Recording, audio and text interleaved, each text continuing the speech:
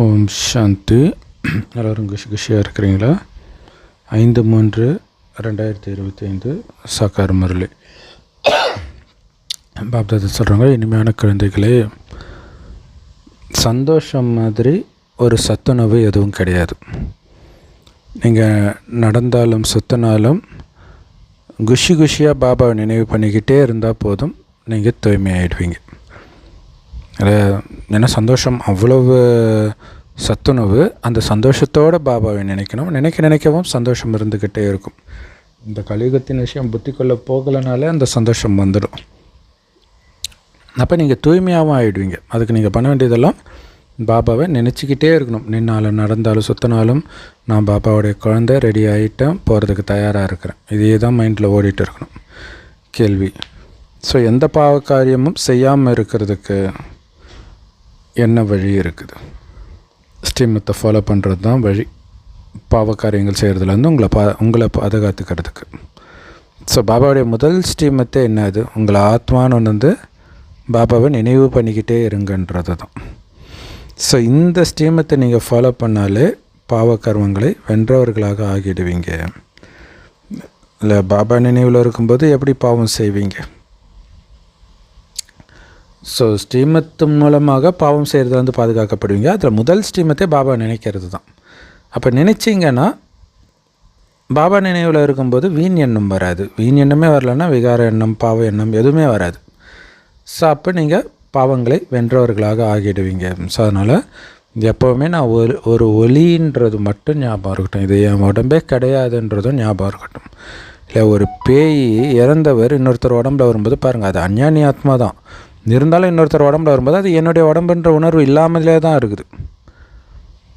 So அதனால தான் துரத்துனா அதால் போக முடியுது. ஆனால் நமக்கு இது என்னது அப்படின்னு பிடிச்சிக்கிறோம். ஸோ அது இருக்கக்கூடாது.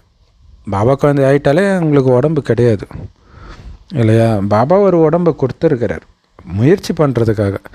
ஸோ இறந்த பிறகு இன்னொருத்தர் உடம்புல உட்காந்துக்கிட்டு அவங்க பாவம் செய்வாங்க, ஏதோ பண்ணுவாங்க. ஸோ அந்த மாதிரி நாம் நல்லது பண்ணுறதுக்காக, ஆத்மாவை தூய்மையாக்க வைக்கிறதுக்காகவும் பிறரை தூய்மை ஆக்க வைக்கிறதுக்கான ஞானத்தை கொடுக்கும் சேவை செய்கிறதுக்காகவும் மட்டுமே இந்த உடல் கொடுக்கப்பட்டு இருக்குது அப்படிங்கிறது சதா ஞாபகம் இருந்தால் எப்படி பாவம் செய்வீங்க? ஏன்னா உடல்ன்ற உணர்வு இருந்தால் தான் பாவமே செய்ய முடியும். உடல் உணர்வே இல்லைன்னு போது எப்படி பாவம் செய்ய முடியும்? ஓம் சாந்தி. ஆன்மீக குழந்தைங்க பாபா முன்னாடி மதுபன்லேயும் இருக்கிறாங்க, எல்லா சென்டர்லேயும் இருக்கிறாங்க. ஆன்மீக தந்தையே இங்கே வந்திருக்கிறார். ஸோ மீண்டும் அடுத்த கல்பத்திலும் வருவார். இந்த அழுக்கான பழைய உலகத்தில் நம்மளை வீட்டுக்கு அழைச்சிட்டு போகிறதுக்காக. அதே மாதிரி முந்தைய கல்பத்திலும் வந்தார். அதே மாதிரி தான் இப்பயும் வந்திருக்கிறார்.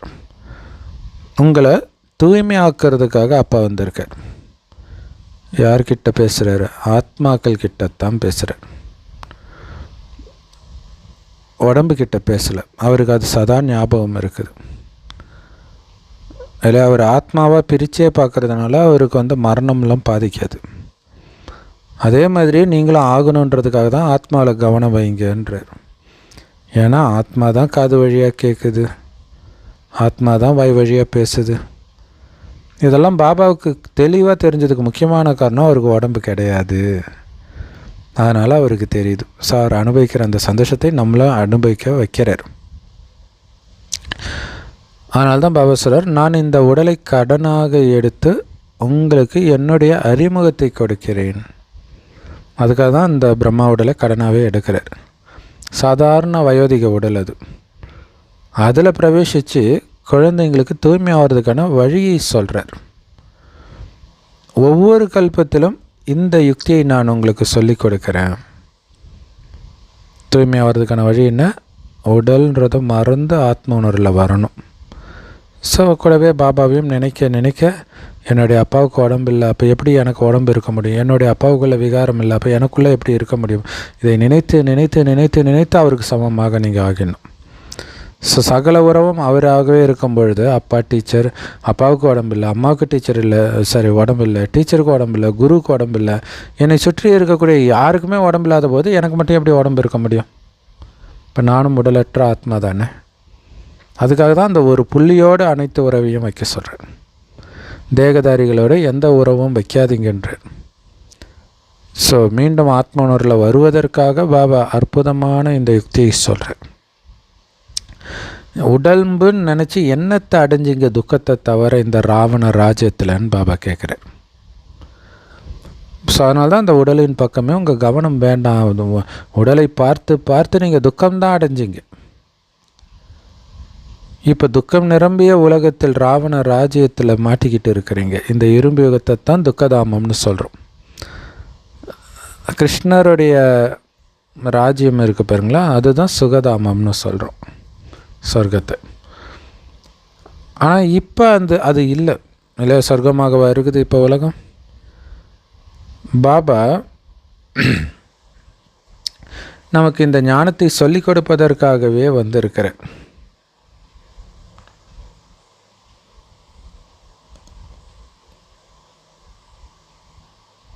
ஸோ எதுக்காக பாபா வந்திருக்கிறார்? உடல் உணர்வை மறக்க வச்சு அழிச்சிட்டு போகிறதுக்காக, தெய்வீக குணங்களை நிரப்பி அசுர குணங்களை அழிக்க வைக்கிறதுக்காக வந்திருக்கிறேன். பாபா சொல்கிறாங்க, நீங்கள் உங்கள் வீட்டிலேயே கூட இந்த ஸ்கூல் கட்ட முடியும் அப்படின்னு அர்த்தம். வீட்டையே கீதா பாடசாலையாக மாற்ற முடியும். நிறைய பேருக்கு ஞானத்தை கொடுக்க முடியும். நீங்களும் தூய்மையாகி மற்றவர்களையும் தூய்மை ஆக்கணும். நீங்கள் தூய்மை ஆகுறீங்க அப்படின்னா தான் உலகமும் தூய்மை ஆகும். இல்லை நிறைய பேர் எப்போ சத்தியுகம் வரும் அப்படின்வாங்க. சத்தியுகத்தில் எல்லாம் தூய்மையாக இருப்பாங்க. நீங்கள் எப்போ தூய்மை ஆகிட்டீங்களோ அப்போ வந்துடும், அவ்வளோதான். ஏன்னா இன்றைக்கி உலகம் அழுக்காக இருக்குது. இது ராவண ராஜ்யமாகவும் இருக்குது. ராவண ராஜ்யத்தினால தான் எல்லாம் அழுக்காக இருக்கிறாங்க. ஸோ இதை யார் நல்லா புரிஞ்சிக்கிறாங்களோ அவங்க மற்றவர்களுக்கும் நல்லா புரிய வைக்க முடியும். பாபா சொல்கிறாங்க, குழந்தைகளே, உங்களை ஆத்மான்னு உணர்ந்து என்னை நினைவு பண்ணுங்கள், உங்கள் அப்பாவை நினைவு பண்ணுங்கள். இதே மாதிரி மற்றவர்களுக்கும் புரிய வைங்க. ஆத்மான்னு உணர்ந்து அப்பாவை நினைவு பண்ணணும்னு புரிய வைங்க. பாபா சொல்கிறாரு, என்னை நினைவு பண்ணிங்கன்னா நீங்கள் தூய்மையாடுவீங்கன்னு சொல்கிறாரு. ஸோ என் நினைவிலேயே இருந்து தூய்மையாகுங்க, எந்த பாவக்காரியமும் செய்யாதீங்கன்றார். ஏன்னா மாயை உங்களை செய்ய வைக்கக்கூடிய அனைத்து காரியங்களும் கண்டிப்பாக அழுக்கான பாவக்காரியங்களாக தான் இருக்கும். ஸோ மாயை என்ன காரியத்தை பண்ண வைக்கும், எப்படி தெரிஞ்சுக்கிறது? உடல்னு நினச்சிட்டு நீங்கள் எதை பண்ணாலும் பாவமாக தான் இருக்கும். அல்லது இன்னும் கரெக்டாக சொன்னால், நான் ஆத்மான்றதை மறந்து எதை பண்ணாலும் நீங்கள் பாவம் தான் செய்வீங்க. அதுக்கு தான் ஆத்மான்னு உணர்ந்து எந்த காரியத்தையும் செய்யுங்கன்னு பாபா சொல்கிறார். நீங்கள் செய்த முதல் தப்பு என்ன தெரியுமா? கடவுள் எங்கும் நிறைந்தவர்னு சொன்னீங்களே, அதுதான் பெரிய தப்பு. மாயா தான் உங்களை அப்படி சொல்ல வச்சுது. ஸோ ஒவ்வொரு விஷயத்திலும் மாயை உங்களை பாவக்காரியங்கள் செய்ய வைக்கும். அதனால தான் ரொம்ப எச்சரிக்கையாக இருக்க சொல்கிறார். ஆத்மான்ற உணர்விலே இருக்கிறீங்களா? பரமாத்மாவுடைய குழந்தைன்ற உணர்விலே இருக்கிறீங்களா? என்னுடைய எண்ணம் சொல் செயல் அப்பாவுடைய எண்ணம் சொல் செயலை வெளிப்படுத்துகிற மாதிரியே இருக்குதா? அதே மாதிரியே இருக்குதா? அப்படி நீங்கள் கவனம் கொடுத்துக்கிட்டே இருக்கணும். இல்லைன்னா மாயை பாவம் செய்ய வச்சுக்கிட்டே இருக்கும். ஸோ கர்மம், அகர்மம், விகர்மம் பற்றிய ரகசியத்தை பாபா நமக்கு புரிய வைக்கிறார். இந்த ஸ்ரீமத்தை நீங்கள் எந்த அளவுக்கு ஃபாலோ பண்ணுறீங்களோ அந்த அளவிற்கு ஒவ்வொரு கல்பத்திலும் அரை கல்பம் அளவற்ற சந்தோஷத்தை நீங்கள் அனுபவம் பண்ணுவீங்கன்ற. இல்லை, எந்த அளவுக்கு நீங்கள் ஸ்ரீமத்தை ஃபாலோ பண்ணுறீங்க அந்த அளவுக்கு உங்களுக்கு சந்தோஷம் அனுபவமாகுன்ற. ஸோ ராவணனுடைய வழிமுறைகளை அரை கல்பமாக நீங்கள் ஃபாலோ பண்ணி தான் துக்கத்தை அனுபவம் பண்ணுறீங்க. ராவணனுடைய வழியை ஃபாலோ பண்ணால் துக்கம்தான் கிடைக்கும். நீங்கள் ராவண ராஜ்யத்தில் பண்ண பக்தி எல்லாமே உங்களை கீழே தான் இழுத்துட்டு வந்துச்சு. ஆனால் இதெல்லாம் உங்களுக்கு சொல்கிறதுக்கு யாருமே இல்லை, பாவம் இல்லை. நீங்கள் இல்லை, ஒவ்வொரு மதத்திலும் பாருங்களாம், அந்த மத தீர்த்த ஸ்தலங்களுக்கு போகிறாங்க, அவங்க தூய்மை ஆகிட்டாங்களா, கும்பமேளாவுக்கு போகிறாங்க, என்னென்னமோ பண்ணுறாங்க எல்லா மதத்துலேயும். ஆனால் பாவம் கீழே தான் வராங்க. ஸோ இதை யாருமே உங்களுக்கு சொல்லி கொடுக்கல இல்லையா? அதுக்கு தான் பாபா வந்திருக்கிறார். பாபா சொல்கிறார், பக்தி பண்ணி பண்ணி உங்கள் புத்தி கல் புத்தி ஆயிடுச்சுன்றார். கல் புத்தி தெய்வீக புத்தின்னு சொல்கிறாங்கல்ல. பக்தி மார்க்கத்தில் கடவுளே இவருக்கு நல்ல புத்தியை கொடுப்பா, இந்த யுத்தத்தெல்லாம் முடிக்கட்டும் இல்லையா, யுத்தத்திற்கு காரணமானவரை சொல்லுவாங்க தானே. இப்போ பார்த்திங்கன்னா இஸ்ரேல் பாலஸ்தீன் போருக்கு அந்த பாலஸ்தீன் மக்கள், அதாவது இஸ்ரேல் அவங்க பணைய கைதிகளும் திருப்பி கொடுக்கணும் அப்படிங்கிற, அது திருப்பி கொடுக்குற வரைக்கும் யுத்தம் நிற்காதுன்ற மாதிரி முடிவில் இருக்கிறார். ஹமாஸ் நீயா நானான்னு பார்த்தோன்னா இறக்கிறது யார்? அவங்க மக்கள் தானே. ஸோ அப்போ அவங்க மக்கள், பாலஸ்தீன் மக்கள் சொல்கிறாங்க, ஹமாஸ் தயவுசெய்து பணைய கைதிகளெல்லாம் விடுவிச்சு இங்கே இருக்கக்கூடிய குழந்தைகளை நிம்மதியாக இருக்க விடணும். ஏன்னா அங்கே சாப்பாடு எல்லாத்தையும் கட் பண்ணுறாங்க இஸ்ரேல். ஸோ அப்போ சம்மந்தப்பட்டவங்களுக்கு நல்ல புத்தி, ஆனால் முடியாது, அதுதான் பிரச்சனையே இல்லையா. அது எல்லாம் பல அந்த தீவிரவாதிகளை பொறுத்த வரைக்கும் நிறைய குழு இருப்பாங்க, நிறைய தலைவர்கள் இறந்துக்கிட்டே தான் இருக்காங்க, அடுத்தடுத்து வந்துக்கிட்டே இருக்கிறாங்க. ஸோ அப்படி யாராவது கரெக்டாக யோசிச்சுட்டான்னா அவங்களே கொண்டுடுவாங்க. ஸோ எவ்வளோ பெரிய கொடுமை இல்லையா. ஸோ அதான் இவங்களுக்கு நல்ல புத்தியை கொடுக்கடவுளே, இந்த யுத்தத்தை நிறுத்தட்டும் அப்படின்ட்டு பக்தி மார்க்கத்தில் சொல்கிறாங்க இல்லையா. ஒவ்வொரு மனிதர்களும் அதை தானே சொல்லுவாங்க, ஐயோ இந்த பழா போன ராஜாவினால் எவ்வளவு கஷ்டப்படுறோம், நாம் நல்ல புத்தியை கொடுக்கடவுளே அப்படின்ட்டு வேண்டுறாங்க. பாபா இப்போ நமக்கு ரொம்ப ரொம்ப நல்ல புத்தியை கொடுக்குறாருன்னு நமக்கு தெரியும். பாபா சொல்கிறாரு, இனிமையான குழந்தைகளே, நீங்கள் அழுக்க ஆகித்தான் ஆக வேண்டி இருந்தது.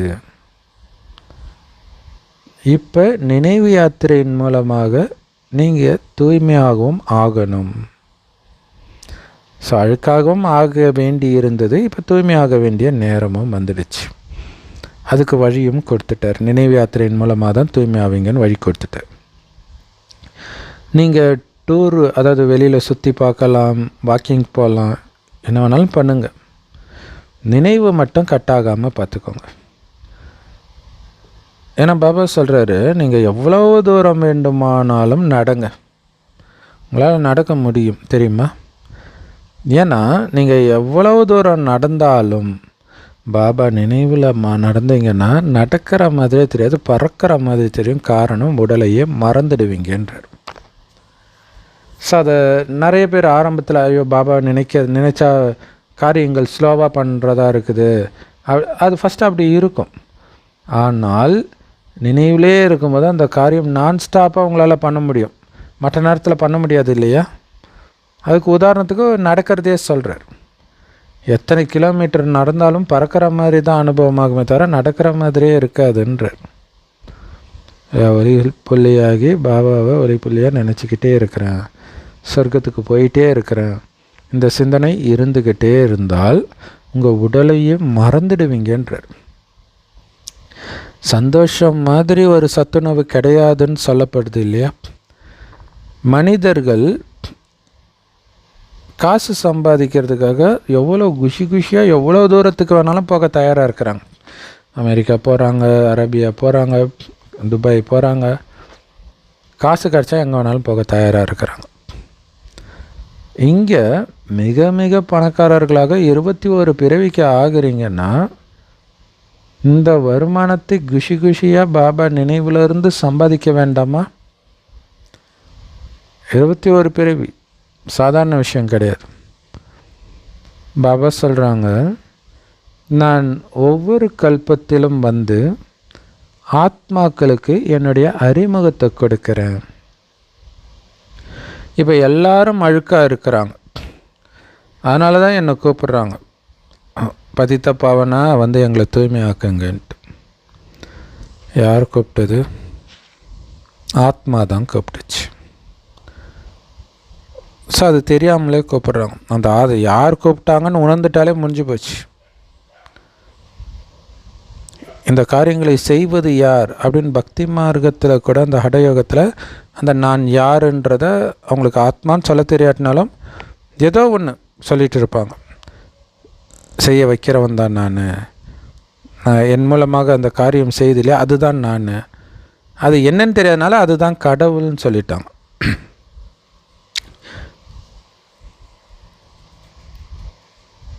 இந்த ராவண ராஜ்யத்தில் துக்க தாமத்தில் ஒவ்வொருத்தரும் துக்கத்தை தான் அனுபவிக்கிறாங்க. அதனால தான் ஆத்மாக்கள் எல்லாம் என்ன தூய்மையாக்குங்க, துக்கதாமத்திலேருந்து அழிச்சிட்டு போங்கன்னு கடவுளை கூப்பிடுறோம். ராவணனுடைய ராஜ்யம் ஒட்டுமொத்த உலகத்திலையும் இருக்குது. இப்போ ஒட்டுமொத்த உலகமும் தமோ பிரதானமாகவும் இருக்குது.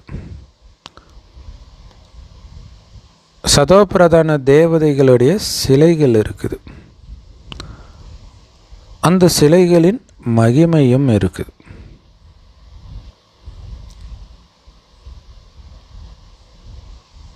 மனிதர்கள் சாந்தி தாமத்துக்கும் சுகதாமத்துக்கும் போகிறதுக்காக எவ்வளவு தலையை உடச்சிக்கிறாங்க.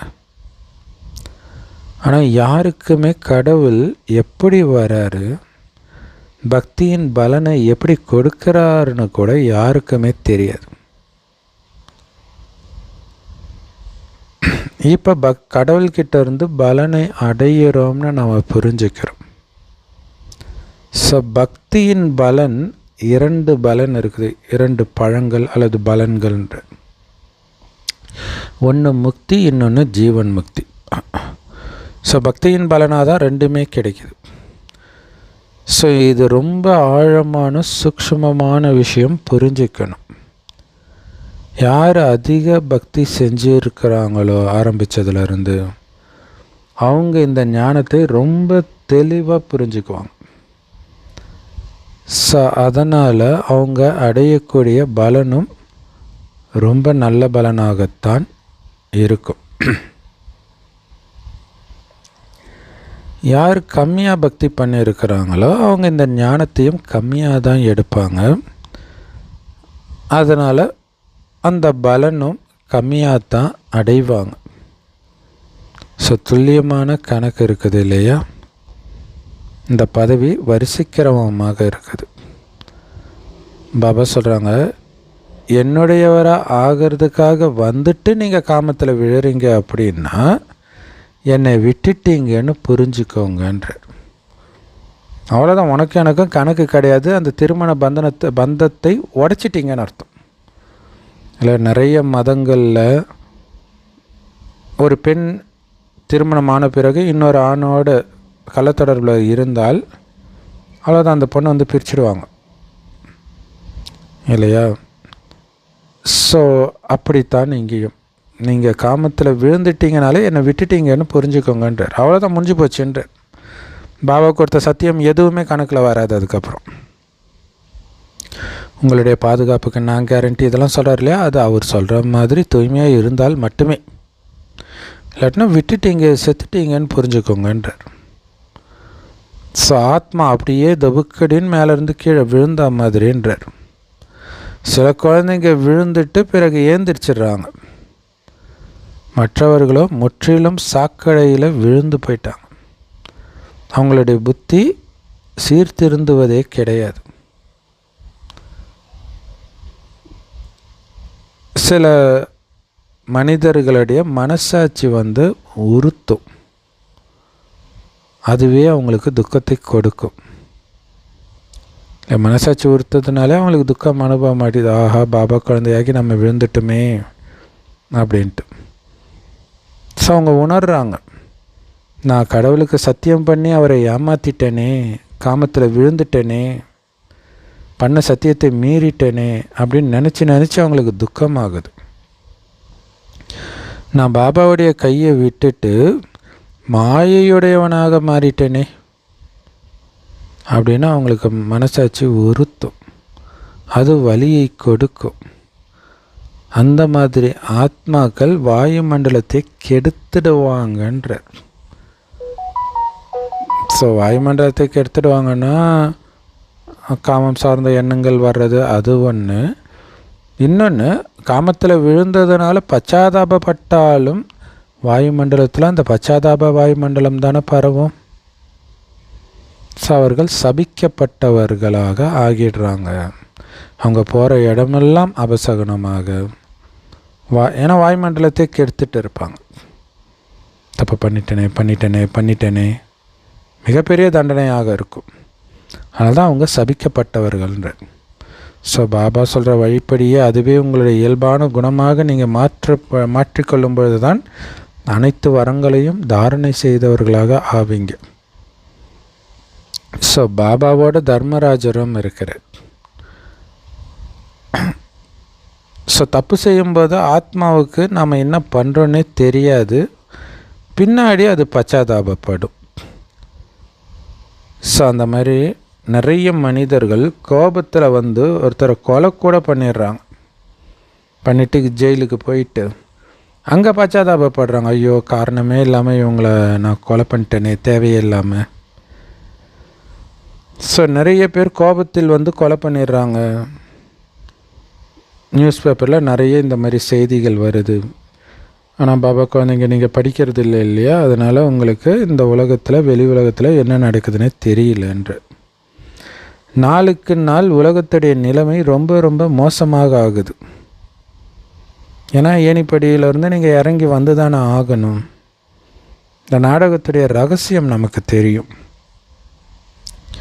ஸோ பாபாவை தவிர நாம் யாரையுமே நினைக்கக்கூடாது அப்படின்னா உங்கள் புத்தியில் இருக்குது. பாபாவை மட்டும்தான் நான் நினைக்கணும் அப்படின்ட்டு. ஸோ அதுதான் நமக்கு பாதுகாப்பு. உங்களை ரெஜிஸ்டர் கெட்டு போகிற மாதிரி எந்த பாவக்காரியங்களையும் செய்யாதீங்க. எண்ணத்தினால் கூட. எண்ணத்தில் வந்துட்டாலே அது வார்த்தையில், பார்வையில், நடத்தையில் வர்றதுக்கு ரொம்ப நேரம் பிடிக்காது. ஸோ அந்த மாதிரி உங்கள் ரெஜிஸ்டர் கெட்டு போகிற மாதிரியான பாவக்காரியங்களை பண்ணாதீங்க. பாபா சொல்கிறாரு, நான் உங்களுடைய ஆசிரியராக இருக்கிறேன். ஸோ தன்னுடைய மாணவர்கள் எப்படி படிப்பாங்க, அவங்களுடைய நடத்தை எப்படி இருக்குதுன்ற ரெக்கார்டு ஆசிரியர்கிட்ட இருக்கும். சிலருடைய நடத்தை ரொம்ப ரொம்ப நல்லா இருக்குது, ஒரு சிலரது கொஞ்சம் நல்லா இருக்குது. மற்றவர்களுடைய குணங்கள் நடத்தையோ ரொம்ப ரொம்ப கேவலமாக இருக்குதுன்று, கீழானதாக இருக்குது. எல்லாருமே கண்டிப்பாக வரிசைக்கிரமமாகத்தான் இருக்கிறாங்க. பரமாத்மா மிக உயர்ந்த விஷயங்களை உங்களுக்கு போதிச்சுட்டு இருக்கிறார். அவருக்கு ஒவ்வொருத்தருடைய நடத்தையும் தெரியும். நீங்கள் கூட புரிஞ்சிக்க முடியும். ஒருத்தருடைய நடத்தையை வச்சு அவர் எந்த அளவுக்கு பாபா நினைவிலே இருக்கிறாரு, எந்த அளவுக்கு அவருக்கு ஞானம் நல்ல தாரணை ஆகி இருக்குதுன்றது அவங்களோட நடத்தையின் மூலமாக நமக்கு தெரிஞ்சிடும்.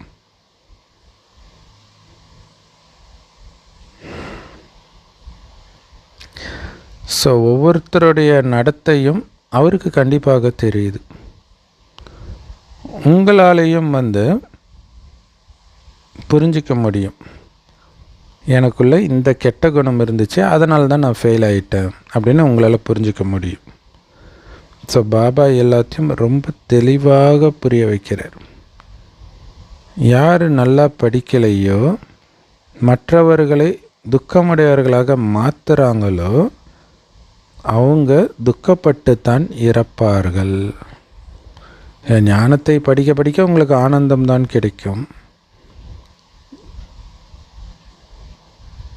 ஸோ அப்போ நீங்கள் ஞானத்தையும் படிக்கலை, மற்றவர்களுக்கு சந்தோஷத்தை கொடுக்காமல் துக்கத்தையும் கொடுத்துட்டு இருக்கிறீங்கன்னா நீங்கள் இறக்கும்போது துக்கப்பட்டு தான் இறப்பீர்கள். ஸோ அப்போ என்ன ஆகிடுது, துக்கப்பட்டு இறந்தாலே உங்களுடைய பதவியும் குறைஞ்சிடும், அழிஞ்சிடும். ஸோ அப்போ அதிகமான தண்டனையை அவங்க அனுபவிப்பாங்க. இனிமையான குழந்தைகளே, நீங்கள் உங்களுடைய அதிர்ஷ்டத்தை உருவாக்கிக்கணும்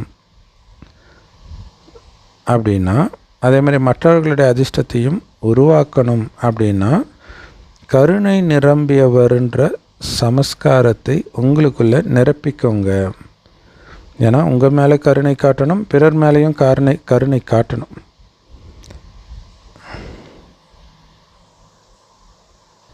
ஸோ கருணை நிரம்பிய சமஸ்காரத்தை உருவாக்கிக்கிறதன் மூலமாகத்தான்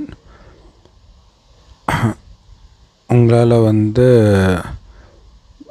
உங்களுக்கும் அதிர்ஷ்டத்தை உருவாக்கிக்க முடியும், மற்றவர்களுடைய அதிர்ஷ்டத்தையும் உருவாக்க முடியும். இல்லை மேலே உங்கள் மேலேயே கருணை இருக்கணும், பிறகு மற்றவர் மேலேயும் கருணை இருக்கணும். அப்போ தான் அதிர்ஷ்டத்தை உருவாக்க முடியும். பாபா பாருங்கள் எவ்வளோ கருணை நிரம்பியவராக இருக்கிறார். அதனால தானே அவர் ஆசிரியராகி உங்களுக்கு நடத்திட்டு இருக்கிறாரு. அதே மாதிரி சில குழந்தைங்க கூட நல்லா படித்து மற்றவர்களுக்கும் நல்லா நடத்துகிறாங்க.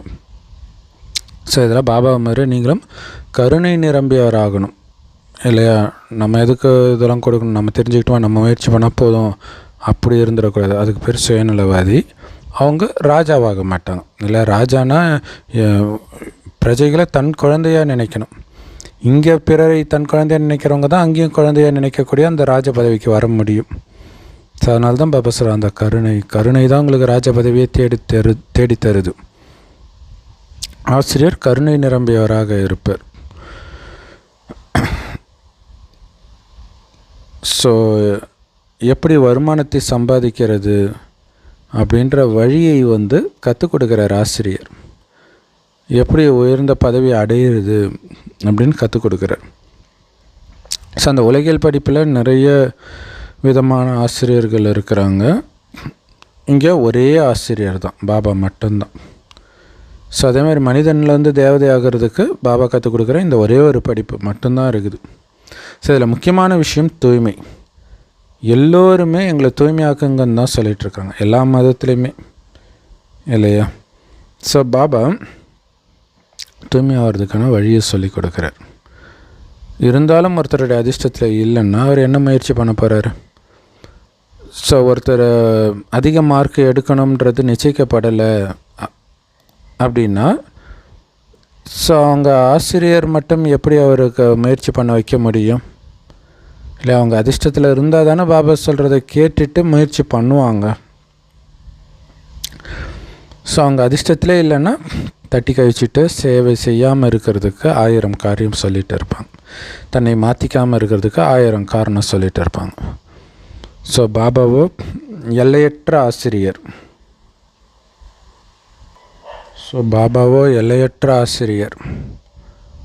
அவரை தவிர வேறு யாருமே சிருஷ்டியுடைய முதலிடை கடை பற்றி புரிய வைக்க முடியாது. இந்த சிருஷ்டின் வரலாறு புயலை பற்றி புரிய வைக்க முடியாது. ஸோ இந்த எல்லையற்ற விஷயங்களை எல்லாம் பாபா உங்களுக்கு அழகாக புரிய வைக்கிறார்.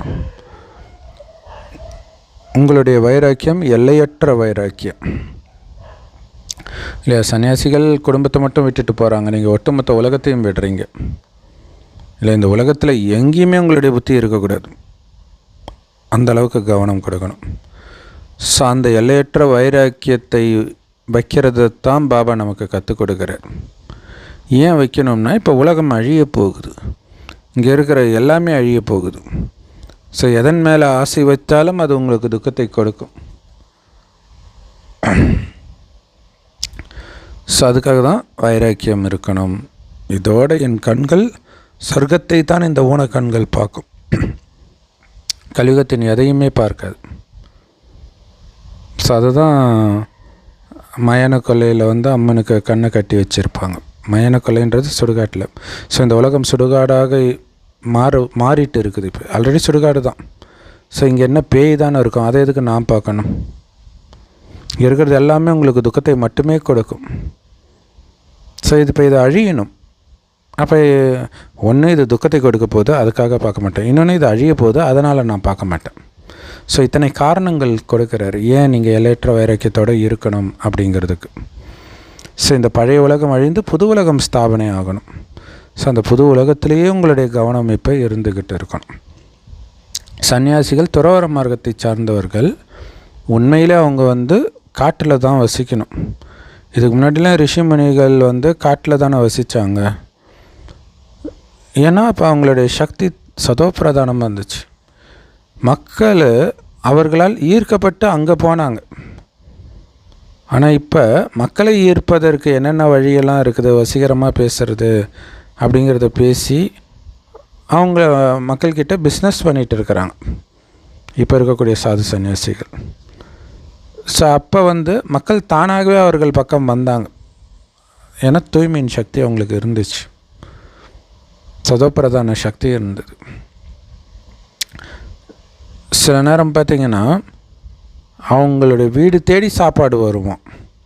அந்த தூய்மையின் சக்தி மக்கள் அந்த பக்கம் போக வைக்கும்.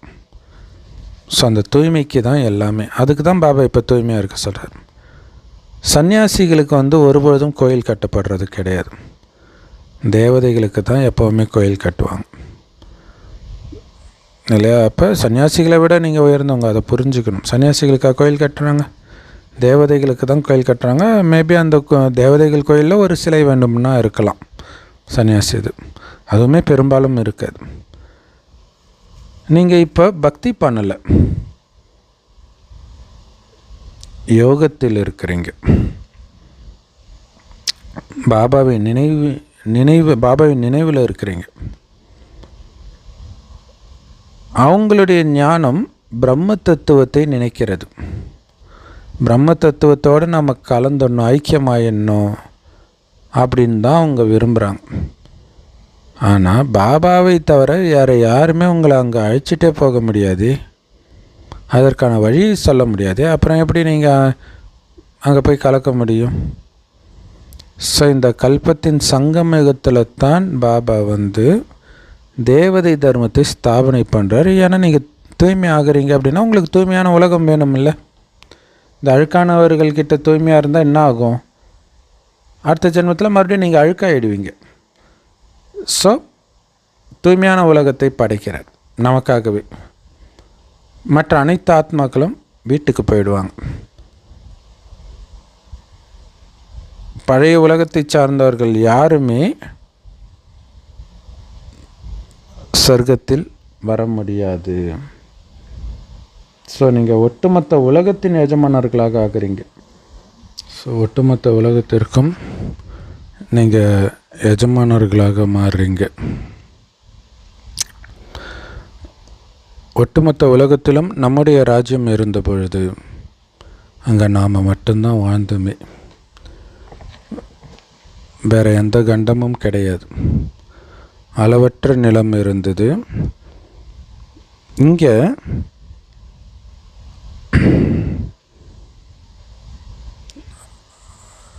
நிறைய நிலம் இருக்கிறது. இருந்தாலும் மனிதர்கள்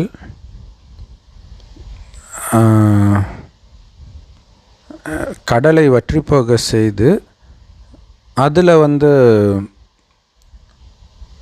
நாட்டை உருவாக்குறாங்க. இப்போ மும்பை, நிறைய சிங்கப்பூர், இந்த மாதிரி இடங்கள்லாம் பார்த்திங்கன்னா அப்படியே உருவாக்கியிருப்பாங்க நிறையா. ஏன்னா மக்கள் தொகை அதிகரிச்சுக்கிட்டே இருக்குது இல்லையா? ஸோ அதனால் இந்த மாதிரி கடலில் பூமி போட்டு அதை ரெக்ளமேஷன் அப்படின்னு சொல்லுவாங்க. அதை வெளிநாட்டினர்கள்கிட்ட கற்றுக்கிட்டாங்க. ஸோ இதுக்கு முன்னாடி மும்பை எப்படி இருந்தது? மும்பையே கிடையாது. மும்பைன்ற நகரமே கடல் மேலே உருவாக்கப்பட்ட நகரம் தான். ஸோ எதிர்காலத்தில் அது இருக்காது. பாபாவுக்கு இந்த அனுபவம் இருக்குது, இதெல்லாம் பார்த்துருக்கிறார் பிரம்ம பாபா. உதாரணத்துக்கு ஒரு நிலநடுக்கம் வருது அல்லது அடமழை பெய்யுது அப்படின்னா நீங்கள் என்ன பண்ணுவீங்க? எங்கேயுமே உங்களால் வெளில போக முடியாது. ஸோ நிறைய இயற்கை சீற்றங்கள் வரப்போகுது அப்படின்னு பாபா சொல்கிறார். ஸோ அப்படி வராமல் எப்படி உலக அழிவு நடக்கும்? வந்துதானே ஆகணும். தங்க யுகத்தில் பாரதத்தை சார்ந்த கொஞ்சம் மனிதர்கள் மட்டுமே இருப்பாங்க. ஸோ இப்போ எப்படி இருக்குது, நாளைக்கு இது எப்படி மாறும்? இந்த பாரதம் இன்றைக்கி மக்கள் தொகை எவ்வளோ இருக்குது? நாளைக்கு சொர்க்கத்தில் பார்த்திங்கன்னா ரொம்ப கம்மியான மக்கள் தொகை தான் இருக்கும். ஸோ அப்போ பெரும்பான்மையினவர்கள் அழிக்கப்பட்டு விடுவார்கள். ஸோ குழந்தைங்களுக்கு மட்டும்தான் இந்த விஷயம்லாம் புரியுது. வேறு யாருமே இந்த ஞானத்தை கொடுக்கவும் முடியாது பாபாவை தவிர. பாபாவும் பாபா கிட்ட இந்த ஞானத்தை எடுத்த குழந்தைகளாகிய நம்மையும் தவிர. பாபா சொல்கிறாரு, நீங்கள் இப்போ அழுக்காகிட்டீங்க, அதனால தான் என்னை கூப்பிட்டீங்க, வந்து தூய்மையாக்குங்கன்னு கூப்பிட்டீங்க. அப்போ கண்டிப்பாக அவர் வந்து தானே ஆகணும். அப்போ தானே தூய்மையான உலகத்தை ஸ்தாபனை பண்ண முடியும். ஸோ தூய்மையாக்கிறதுக்கு வான்னு கூப்பிட்டீங்க, நான் வந்துட்டேன்றார். பாபா வந்துட்டாருன்னு குழந்தைங்களுக்கும் தெரியும். ரொம்ப நல்ல நல்ல வழிமுறைகளை பாபா நமக்கு சொல்லி கொடுத்துட்ருக்கிறார். பகவானுடைய மகா வாக்கியம் மன்மனாபவ.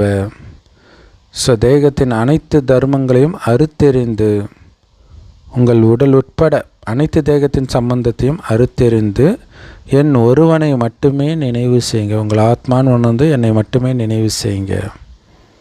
அதுதான் மன்மனாபவோடைய அர்த்தம். ஸோ இதில் தான் நீங்கள் முயற்சியை பண்ணணும்.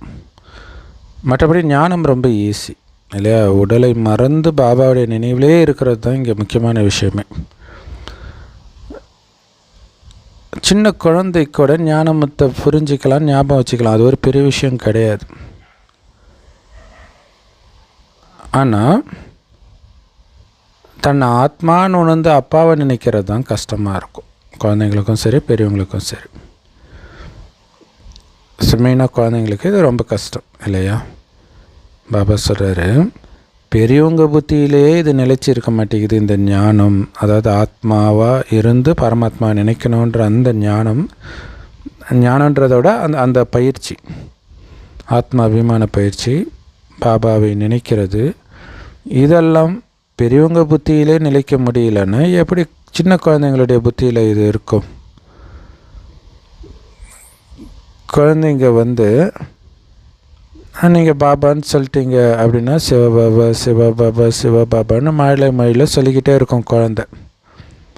ஆனாலும் ஆத்மா ஒரு புள்ளியாக இருக்குது அப்படிங்கிற புரிதல் இருக்குது.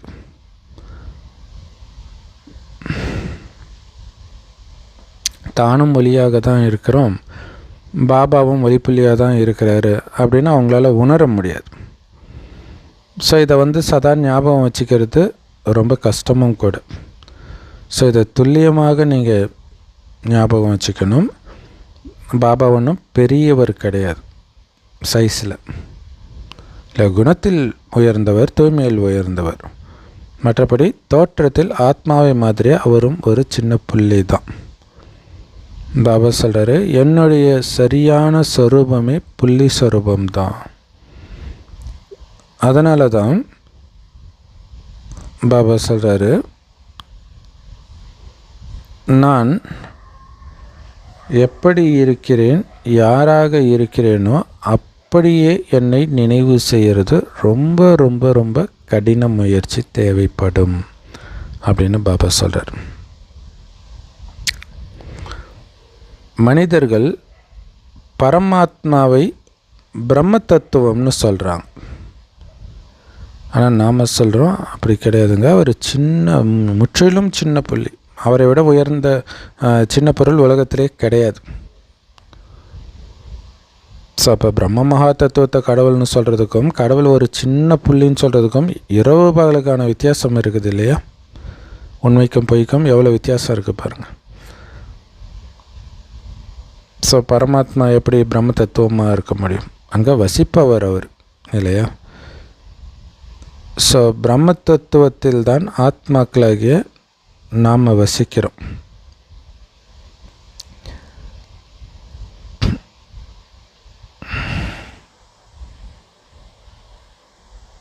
ஆனால் மனிதர்கள் என்ன பண்ணிட்டாங்க, அந்த பிரம்ம மகா தத்துவத்தையே பரமாத்மான்னு சொல்லிட்டாங்க. ஆனால் நமக்கு தான் தெரியுது அது நம்ம வசிக்கிற இடம். ஸோ இதெல்லாம் உங்கள் புத்தியில் இருக்கணுன்றார். நான் ஆத்மா, பரமாத்மாவுடைய குழந்தை அப்படிங்கிறது உங்கள் புத்தியில் எப்போவுமே இருக்கணும், நினைவு பண்ணிக்கிட்டே இருக்கணும். நான் ஆத்மானு நினைக்கணும், அவரோட குழந்தைன்னு நினைக்கணும். அதே மாதிரி மற்றவரை ஆத்மான்னு பார்க்கும்போதும் பாபாவுடைய குழந்தையை நான் பார்த்துட்டு இருக்கிறேன், என் சகோதரனை சகோதரி அது சகோதர ஆத்மாவை பார்த்துட்டு இருக்கிறேன் அப்படின்னு இருக்கணும். நான் ஆத்மா, பரமாத்மாவுடைய குழந்தை அப்படிங்கிறது சதா மைண்டில் ஓடிட்டு இருக்கணும். நான் இந்த காதுகள் மூலமாக கேட்குறேன். சிவபாபா இந்த பிரம்மாவுடைய வாய் வழியாக பேசுகிறார். நான் பரமாத்மா, பரந்தாமத்தில் வசிப்பவன் அப்படின்னு சொல்கிறார். நீங்களும் பரந்தாமத்தில் வசிக்கும் ஆத்மாக்களே. ஆனால் நீங்கள் என்ன மறுஜன்ம சுழற்சியில் நுழைஞ்சிடுறீங்க. நான் அப்படி நுழையிறது கிடையாது. ஸோ உங்களுடைய 84 பிறவிகளை இப்போத்தான் நீங்கள் புரிஞ்சுக்கிறீங்க. உங்களுடைய 84 பிறவியும் புரிஞ்சுக்கிறீங்க. பாபாவுடைய பாகம் என்னன்றதையும் நீங்கள் புரிஞ்சுக்கிறீங்க.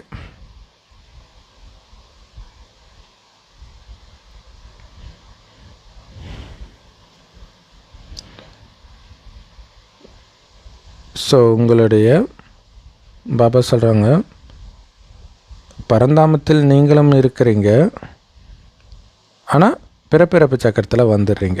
நான் வர்றது கிடையாது. அதான் வித்தியாசம். உங்களுடைய 84 பிறவிகளை இப்போ புரிஞ்சுக்கிறீங்க. அதேமாதிரி இந்த நாடகத்தில் பாபாவுடைய பாகம் என்னன்றதும் புரிஞ்சுக்கிறீங்க. ஆத்மா சின்னதாகவோ பெரியதாகவோ ஆகாது, ஆனால் அழுக்காகும். இந்த கலியுகத்துக்கு வரும்போது அது அழுக்காயிடும். ஸோ இந்த முழு ஞானமும் ஒரு சின்ன ஆத்மாவில் இருக்குது பாருங்கள். பாபாவுடைய ரூபம் கூட ரொம்ப ரொம்ப ரொம்ப ரொம்ப சின்னது, சின்ன புள்ளி. அவரைத்தான் பரமாத்மா அப்படின்னு சொல்கிறோம். ஞான கடலாகவும் அவர் தான் இருக்கிறார். அவரே இதையெல்லாம் உங்களுக்கு புரிய வைக்கிறார். ஸோ என்னெல்லாம் இப்போ படிக்கிறீங்களோ அத்தனையும் நீங்கள் முந்தைய கல்பத்திலும் படிச்சிருப்பீங்க. அதன் மூலமாக தேவதைகளாக ஆகியிருப்பீங்க. உங்களில் யாருக்கு அதிர்ஷ்டம் ரொம்ப மோசமாக இருக்குதோ அவங்க தான் அழுக்காகி தன்னுடைய புத்தியை கெடுத்துக்கிறாங்கன்றார். இல்லை துரதிர்ஷ்டம், தூய்மையாகிறதுக்கான வழி கிடைச்சி தூய்மையாகிறதுனால என்ன கிடைக்கிது எல்லாம் தெரிந்து மீண்டும் மீண்டும் நீங்கள் அழுக்காகிறீங்கன்னா உங்களுக்கு அதிர்ஷ்டம் இல்லை, துரதிர்ஷ்டம் தான் இருக்குதுன்னு தான் சொல்ல முடியும். ஸோ அதுக்கு காரணம் என்னென்னா, அவங்களால ஞானத்தை தாரணை பண்ண முடியல. அவங்களுடைய மனசாட்சி உறுத்திக்கிட்டே இருக்குது. அப்போ அவங்களால மற்றவர்கள்கிட்ட நீங்கள் தூய்மையாக இருங்க அப்படின்னு சொல்லவும் முடியாது.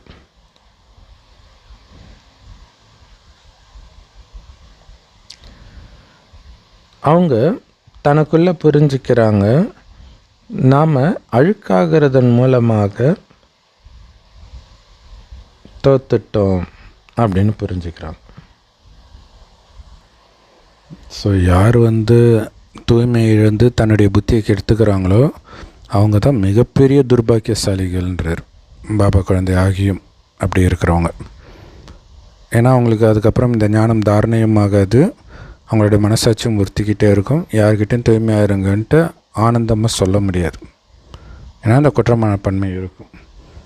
அவங்களே புரிஞ்சுக்குவாங்க, நாம் தூய்மை இழந்து மாயக்கிட்ட தோத்துட்டோம் அப்படின்ட்டு.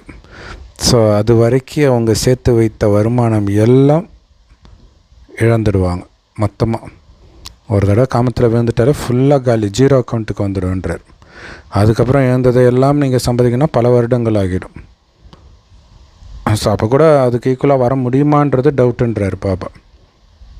ஏன்னா மாயா கொடுக்குற ஒரு அடி, குறிப்பாக காமத்தின் விழும் அடி முற்றிலும் சுயநினைவை இழக்க வச்சிடும்ன்றார், சீரியஸாக ஆக்கிடும் அப்படிங்கிறார். அவங்களுடைய ரெஜிஸ்டரே கெட்டு போயிடும். பிறகு பாபா சொல்வார், மாயக்கிட்ட நீ தோத்துட்ட, உன்னோட அதிர்ஷ்டம் கெட்டு போயிடுச்சு, நீ மாயை வென்று உலகத்தின் எஜமானராகணும் அப்படின்னு பாபா சொல்கிறார். இல்லை உனக்கு அதிர்ஷ்டம் சரியில்லை, மாயாவினால தோத்துட்ட. ஸோ மாயாவை வென்று உலகத்தின் எஜமானராகுங்கள். ஏன்னா உலகத்தின் மகாராஜா மகாராணி மட்டும்தான் நாங்கள் உலகத்தை வென்றவர்கள்னு சொல்ல முடியும், பிரஜைகள் அப்படி சொல்ல முடியாது இல்லையா? ஸோ இப்போ சொர்க்க ராஜ்யம், தேவதைகளின் சொர்க்க ராஜ்யம் இப்போ ஸ்தாபனை செய்யப்படுது. ஸோ யார் என்ன பண்ணுறாங்களோ அதற்கான பலனை அவங்க அடைவாங்க. ஸோ எந்த அளவுக்கு நீங்கள் தூய்மையாகி மற்றவர்களையும் தூய்மை ஆக்குறீங்களோ அந்த அளவுக்கு அதோடைய பலன் உங்களுக்கு கிடைக்குது. ஸோ எப்படி ஒருத்தர் ரொம்ப தானம் பண்ணுறார் அப்படின்னா அதற்கான பலன் கிடைக்கும் இல்லையா, புண்ணிய கணக்கு சேர்ந்ததுனால. ஸோ அதே மாதிரி தான் இங்கே தூய்மையாகிறதும் பிறரை தூய்மையாக்குறதும் தான் இருக்கிறதுல மிகப்பெரிய புண்ணிய காரியம். ஸோ அதற்கேற்ப பலன் 21 பிறவிக்கு உங்களுக்கு சேமிப்பாகும். யார் தானம் செய்கிறாங்களோ அவங்க நினைவு செய்யப்படுறாங்க. அடுத்த ஜென்மத்தில் அவங்களுக்கு தற்காலிக சந்தோஷம் கிடைக்கும். நல்ல ஆரோக்கியமான உடல், பணக்கார குடும்பம் இப்படி கிடைக்கும். ஆனால் இங்கே 21 பிறவிக்கான விஷயம், அங்கே ஒரே ஒரு பிறவிக்கான விஷயம். கலியுகத்தில் பண்ணுற தான புண்ணியம் ஒரு பிறவிக்கு தான் வரும், அடுத்த ஒரு பிறவிக்கு. ஆனால் இங்கே நாம் தூய்மையாக்குற இந்த ஞானத்தை பிறருக்கு தானம் கொடுப்பதன் பலன் அடுத்த 21 பிறவிக்கு தொடர்ந்து வந்துக்கிட்டே இருக்குது. 21 பிறவியாக இந்த பலனை நாம் அனுபவிப்போம். நீங்கள் தூய்மையான உலகத்தின் எஜமானர்களாகணும். யார் முந்தைய கல்பத்தில் தூய்மை ஆனாங்களோ அவங்க தான் இப்போவும் தூய்மை ஆவாங்க. ஸோ இந்த ஞான மார்க்கத்தில் போயிட்டு இருக்கும்போதே மாயை உங்களை ஓங்கி ஒரு குத்தி விழ வச்சிடும். ஏன்னா மாயா ஒன்றும் சாதாரணது கிடையாது, பயங்கரமான சர்வசக்திவான் தான் மாயாவும். ஸோ 8-10 வருஷம் தூய்மையாக இருந்துட்டு கூட தூய்மைக்காக அப்பா அம்மாவை, கணவனை, மனைவியெல்லாம் எதிர்த்து சண்டையெல்லாம் போட்டு பிறரையும் காமத்தில் விழுவதிலிருந்து காப்பாற்றிய பிறகும் அவங்க விழுந்துடுறாங்க. இல்லை 8 வருஷம் கடுமையான பிரம்மச்சரிய விரதத்தில் இருந்து மற்றவர்களும் பிரம்மச்சரிய விரதம் ஃபாலோ பண்ண வச்சு கடைசியில் இவங்க காமத்தில் விழுந்துடுறாங்க. என்ன பண்ணுறது, அவங்களுடைய விதி அப்படி இருக்குது. பாபாவுடையவர் ஆன பிறகு மாயையுடையவர் ஆயிடுறாங்க. பிறகு அவங்க எதிரிகளாகிடுறாங்க பிராமண பரிவாரத்துக்கு. ஸோ கடவுளுடைய நண்பன் பற்றிய கதை இருக்குது இல்லையா. பாபா குழந்தைங்களுக்கு அன்பை கொடுக்குறாரு, காட்சிகளையும் காட்டுறாரு. சிலருக்கு பக்தி பண்ணாமலே காட்சி கிடைத்தது. ஸோ அப்படின்னா என்ன அர்த்தம், அவர் உங்களை அவருடைய நண்பர்களாக்கிட்டாருன்னு தானே அர்த்தம். இல்லை, நண்பர்கள் தான் பிஸ்னஸ் பண்ண மாட்டான், மற்றவங்களாம் இதை பண்ணால் இது தரேன். நண்பன் அப்படி கிடையாது இல்லையா, எதையும் எதிர்பார்க்காமல் கொடுப்பான். ஸோ அப்போ பக்திக்கு காட்சி கிடைக்கும், பக்தியே பண்ணாமல் கிடைக்குது. ஸோ அப்போ அவர் உங்களை தன்னுடைய நண்பனாக்கிட்டாருன்னு தானே அர்த்தம். ஸோ நிறைய பேருக்கு ஆரம்பத்தில் நிறைய காட்சிகள் கிடைச்சது. ஆனால் மனிதர்கள் இதனால் ரொம்ப பிரச்சனை பண்ணாங்க. ஏன்னா அவங்க என்ன நினச்சிட்டாங்க அப்படின்னா ஏதோ ஒரு மாய மந்திரம் பண்ணுறாங்க அப்படின்னு நினைக்க ஆரம்பித்தாங்க. ஸோ அதனால் பாபா காட்சி காட்டுறதை நிறுத்திட்டார். இறுதியில் நிறைய காட்சிகள் உங்களுக்கு கிடைக்கும். ஆரம்பத்தில் அந்த காட்சியில் அவ்வளோ சந்தோஷமாக இருந்தீங்க காட்சியை பார்த்து ட்ரான்ஸில் போய். ஆனால் அப்படி காட்சியெல்லாம் பார்த்துட்டு கூட நிறைய பேர் பாபா விட்டு போயிட்டாங்க. ஸோ பட்டியிலிருந்து சில செங்கல் நல்லா வெந்த செங்கல் வருது, மற்றதெல்லாம் பலகீனமாக வெளிப்படுது. சிலது அப்படியே தொட்ட உடனே விழுந்து நொறுங்கிடுது. ஸோ அந்த மாதிரி தான் நிறைய பேர் பாபா காட்சியெல்லாம் காட்டி பட்டியில் இருந்து கடைசியில் பாபாவை விட்டுட்டு போயிட்டாங்க. ஸோ அவங்க வெளியில் போய் பெரிய பில்லியனர், ஏன்னா உலகியல் புகழ், காசு இதுக்கு பின்னாடி அடிமையாகி போய் பெரிய கோடீஸ்வரர்களாகலாம் ஆகியிருக்கிறாங்க. அவங்க தாங்கள் என்னமோ சொர்க்கத்தில் இருக்கிறதாக நினச்சிட்டு இருக்கிறாங்க. சொர்க்கம் எப்படி இங்கே இருக்கும், அது புது உலகத்தில் தானே இருக்க முடியும். நல்லது, எவ்வளோ பெரிய எச்சரிக்கை இல்லையா? பாபா விட்டு போய் கோடீஸ்வரன் ஆகிட்டாங்கன்னு போது அது நிறைய பேருக்கு வந்து மனசை நம்மளாம் அப்படி போயிடலான்னு கூட தோணலாம். ஆனால் ஒரிஜினல் சொர்க்கத்தை இழந்துடுறாங்களே. இங்கேயா சொர்க்கம் இருக்குது? அது காசோ செல்வமோ உறவுகளோ உங்களுக்கு சந்தோஷத்தை கொடுத்துடுமா என்ன? சொர்க்கத்தில் உள்ள உறவுகள் காசு இதெல்லாம் தான் சந்தோஷத்தை கொடுக்குமே தவிர இந்த நரகத்தில் கொடுக்காது. ஸோ அப்போ சொர்க்கத்துக்கு போகிறதுக்காக பாபா நினைவிலே இருக்கிறது தான் புத்திசாலித்தனம். ஸோ அற்புதமான முரளி கொடுத்த அன்பான பாப்தாதாவுக்கு அன்பு நினைவுகள் மற்றும் காலை வணக்கம். பாப்தாதா சொல்கிறாங்க, உங்களுடைய அதிர்ஷ்டத்தை உயர்ந்ததாக ஆக்கிக்கணும் அப்படின்னா கருணை நிரம்பியவராகி இந்த படிப்பை நீங்களும் படித்து மற்றவர்களுக்கும் சொல்லிக் கொடுங்க. ஸோ கெட்ட பழக்கம், மாயின் கெட்ட பழக்கம், குறிப்பாக காமத்துக்கு அடிமையாகி உங்களுடைய ரெஜிஸ்டரை நீங்களே கெடுத்துக்காதீங்க. சாதாரண மனிதனிலிருந்து தேவதையாக ஸ்ரீ நாராயணனாக ஆகணும் அப்படின்னா அதுக்கு நீங்கள் தாரணை பண்ண வேண்டிய முக்கியமான விஷயமே தூய்மை தான். அதனால் ஒரு பொழுதும் எந்த காரணத்தை கொண்டும் தூய்மையை இழக்காதீங்க. உங்களுடைய புத்தியை அழுக்காக்கிக்காதீங்க. ஸோ உங்களுடைய மனசாட்சி உறுத்துற மாதிரியான எந்த காரியத்தையும் ஒருபோதும் பண்ணாதீங்க. ஸோ அப்படி பண்ணிவிட்டு பின்னாடி பச்சாதாபப்படுறதுல என்ன இருக்குது? ஸோ பச்சாதாபப்படக்கூடிய காரியங்கள் எதையுமே பண்ணாதீங்க. வரதானம்.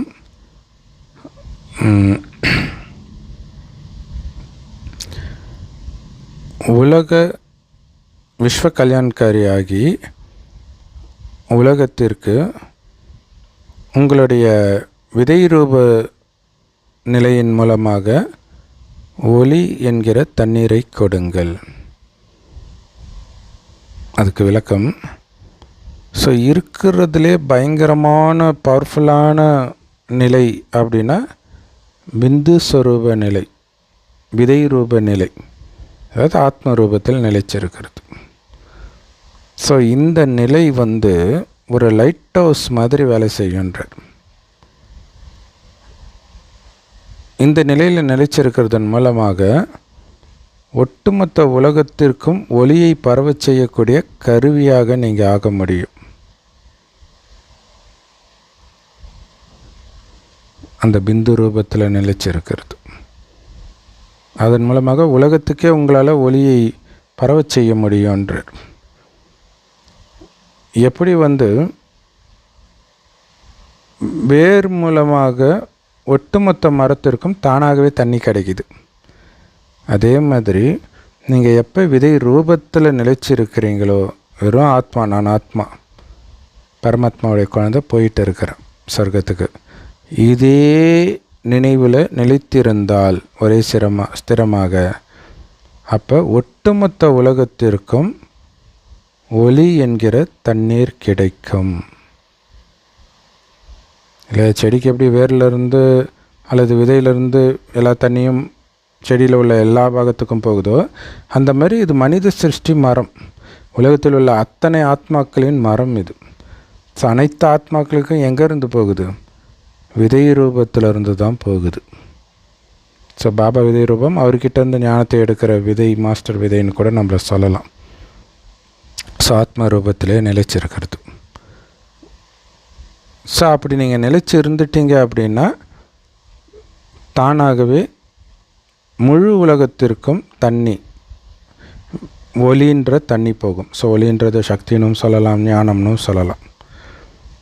ஆனால் உங்களுடைய இந்த ஒளி உலகம் முழுவதும் போகணும் அப்படின்னா விதை ரூபமாக மட்டும் இருந்தால் பத்தாது, கூடவே விஸ்வ கல்யாண்கரி, அதாவது உலகத்துக்கு நன்மை செய்யக்கூடியவன் நான்ன்ற அந்த பவர்ஃபுல்லான நிலையிலையும் நிலைச்சிருக்கணும்.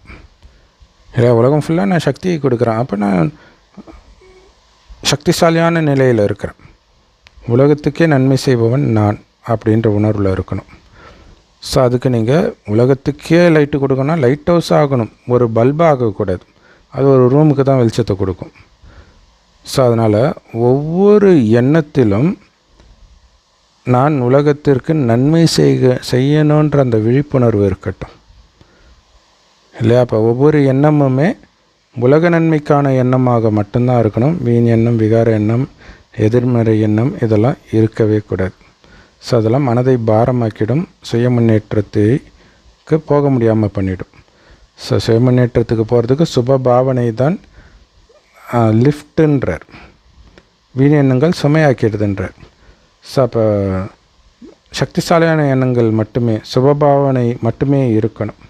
ஸோ அதுக்கு உலகத்துக்கே நன்மை செய்யக்கூடியவன் இந்த விதையாகிய நான், ஒட்டுமொத்த உலகத்தில் உள்ள அனைத்து கிளைகளுக்கும் இலைகளுக்கும் காய் கனிகளுக்கும் சக்தி கொடுப்பவன் நான் அப்படின்ற சக்திசாலியான நிலை உங்களுக்கு வேணும்.